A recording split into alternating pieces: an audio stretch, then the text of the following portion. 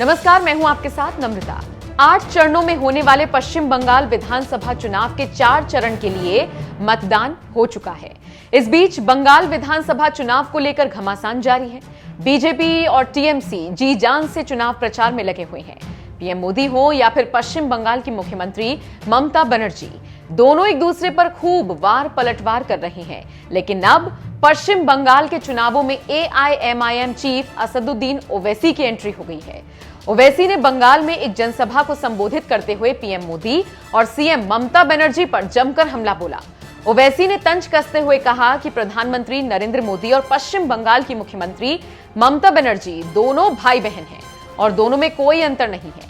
PM Modi और ममता पर हमला करते हुए ओवैसी ने कहा, दोनों एक ही सिक्के के दो पहलू हैं। बंगाल के आसनसोल में एक चुनावी रैली को संबोधित करते हुए ओवैसी ने कहा, ममता बनर्जी और नरेंद्र मोदी में कोई अंतर नहीं है, दोनों एक ही सिक्के के दो पहलू हैं। नरेंद्र मोदी और ममता बनर्जी भाई बहन हैं जो अपने बयानों से लोगों को मूर्ख बना रहे हैं। मैं टीएमसी को चुनौती देता हूं कि वो बताएं कि पिछले 10 सालों में उनकी सरकार ने मुसलमानों के लिए क्या किया है। आप अंदाजा लगाइए कि हम हमेशा सवर का दामन थामते हैं मगर हमसे इंसाफ नहीं होता। मेरी आपसे गुजारिश है कि इस इलेक्शन में आप मुत्तहदा तौर पर पतंग के निशान पर बटन दबाइए, अपनी पार्टी को कामयाब करिए। एक नौजवान को हमने यहाँ से अपना उम्मीदवार बनाकर पेश किया है। मेरी आपसे अपील है, हमारी माँ और बहनों से अपील है, बुजुर्गों से अपील है कि आप याद रखिए मेरी इस बात को, ममता बनर्जी में नरेंद्र मोदी में कोई फर्क नहीं है। एक सिक्के के दो रुख हैं। ये सही मानों में एक दूसरे के भाई बहन हैं। ये बेवकूफ बना रहे हैं बंगाल की जनता को और अपने बयानात से, अपनी बातों से। 10 साल में ममता बनर्जी ने मुस्लिम माइनॉरिटी के लिए क्या किया, मैं चैलेंज कर रहा हूं, बताओ टीएमसी, तुमने मुस्लिम माइनॉरिटी के लिए क्या किया? ममता बनर्जी सिर्फ नाटक करती हैं, मुसलमानों को देखती हैं तो सर पर ओढ़नी पहन लेती हैं, अल्लाह अकबर कहती हैं, कहती है। अरे क्या ये तमाम बातें करने से हमारे बच्चों को स्कूल मिलेगा, हमारे नौजवानों को हायर एजुकेशन का कॉलेज मिलेगा? आपके पास एक स्कूल की बिल्डिंग बन रही, बरसों से स्कूल की बिल्डिंग का काम मुकम्मल नहीं होता। ये नाटक कंपनी है। ममता बनर्जी आकर सिर्फ इस तरह की बातें करके चले जाती हैं।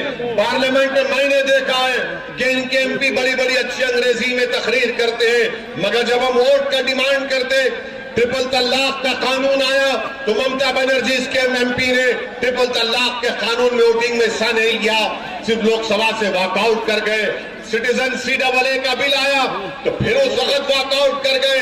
आप बताइए, आपको क्या इसी पार्टी का साथ देंगे जो दिल्ली में लोकसभा में बैठकर नरेंद्र मोदी के साथ नूरा कुश्ती करती है? मेरे अजीज दोस्तों और बुजुर्गों, मेरी इज्जतदार माँ और बहनों, मुत्तहदा तौर पर अपने वोट का इस्तेमाल करिए। बंगाल में अगर सबसे ज्यादा किसी का इस्तेसाल हुआ है, एक्सप्लॉयटेशन हुआ है, तो उस कम्युनिटी का नाम मुस्लिम माइनॉरिटी है। इस एक्सप्लॉयटेशन को खत्म करिए, इस्तेसाल को खत्म करिए। ये उसी वक्त खत्म होगा जब आप एक सियासी ताकत बनेंगे।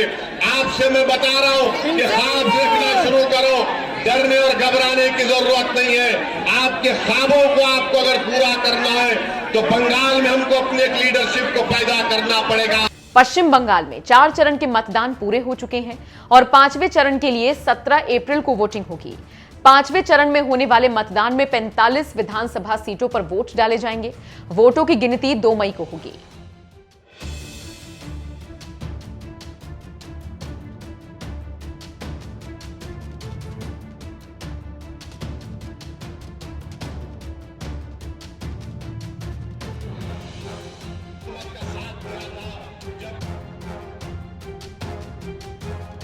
ममता बनर्जी ने खुद 30 अप्रैल 2003 को नरेंद्र मोदी और अटल बिहारी वाजपेयी हुकूमत का साथ दिया था।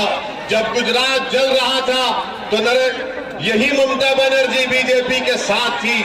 मेरे अजीज दोस्तों और बुजुर्गों, मेरी आपसे ही गुजारिश है कि अपने के वोट का सही इस्तेमाल करिए। मैं आसनसोल को अपनी मकबूलियत के लिए नहीं आया हूं, मैं आसनसोल को इसलिए आया हूं ताकि आपके सफों से, आपके आपके दरमियान में से आपकी लीडरशिप को बनाओ। आप लीडर बनिए, आप क़यादत करिए, आप मुस्तक़बिल के फैसले नौजवानों को करना है। क्या टीएमसी जो अपने आप को हिंदू ब्राह्मण पार्टी कहती है, वो कब तक हमारे मुस्तक़बिल के फैसले करेंगे? आज जो बीजेपी का कैंडिडेट यहाँ पर है, क्या वो टीएमसी के कैंडिडेट का चेला नहीं था? और यही लोग आज कल तक टीएमसी में थे, बीजेपी में चले जाते हैं। 2 साल पहले रामनवमी के नाम पर जब यहाँ पर एक बहुत बड़ा फसाद हुआ था, मैं यहाँ पर अपनी जानिब से मौलाना इमदादुर रशीदी साहब जो नूरानी मस्जिद के इमाम थे, उन्होंने अपने बेटे को खो दिया। मैं सलाम करता हूं उनको कि उन्होंने सब्र का एक मुजाहरा किया और लोगों से अमन की अपील की। मेरे अजीज दोस्तों, अजीजों, बुजुर्गों, आप अंदाजा लगाइए कि हम हमेशा सब्र का दामन थामते हैं, मगर हमसे इंसाफ नहीं होता। मेरी आपसे गुजारिश है कि इस इलेक्शन में आप मुत्तहदा तौर पर पतन के निशान पर बटन दबाइए, अपनी पार्टी को कामयाब करिए। एक नौजवान को हमने यहाँ से अपना उम्मीदवार बनाकर पेश किया है। मेरी आपसे अपील है, हमारी माँ और बहनों से अपील है, बुजुर्गों से अपील है कि आप याद रखिए मेरी इस बात को, ममता बनर्जी में नरेंद्र मोदी में कोई फर्क नहीं है। एक सिक्के के 2 रुख हैं। ये सही मानों में एक दूसरे के भाई बहन हैं। ये बेवकूफ बना रहे हैं बंगाल की जनता को और अपने बयानात से, अपनी बातों से। 10 साल में ममता बनर्जी ने मुस्लिम माइनॉरिटी के लिए क्या किया? मैं चैलेंज कर रहा हूं, बताओ टीएमसी, तुमने मुस्लिम माइनॉरिटी के लिए क्या किया? ममता बनर्जी सिर्फ नाटक करती हैं, मुसलमानों को देखती हैं तो सर पर ओढ़नी पहन लेती हैं, अल्लाह अकबर कहती है, मोहम्मद रसूलुल्लाह कहती है। अरे क्या ये तमाम बातें करने से हमारे बच्चों को स्कूल मिलेगा, हमारे नौजवानों को हायर एजुकेशन का कॉलेज मिलेगा? आपके पास एक स्कूल की बिल्डिंग बन रही, बरसों से स्कूल की बिल्डिंग का काम मुकम्मल नहीं होता। ये नाटक कंपनी है। ममता बनर्जी आकर सिर्फ इस तरह की बातें करके चले जाती है। पार्लियामेंट में मैंने देखा है कि इनके एमपी बड़ी बड़ी अच्छी अंग्रेजी में तकरीर करते हैं, मगर जब हम वोट का डिमांड करते, ट्रिपल तलाक का कानून आया तो ममता बनर्जी के एमपी ने ट्रिपल तलाक के कानून में वोटिंग में हिस्सा नहीं लिया, सिर्फ लोकसभा से वॉकआउट कर गए। सिटीजन CAA का बिल आया तो फिर उस वक्त वॉकआउट कर गए।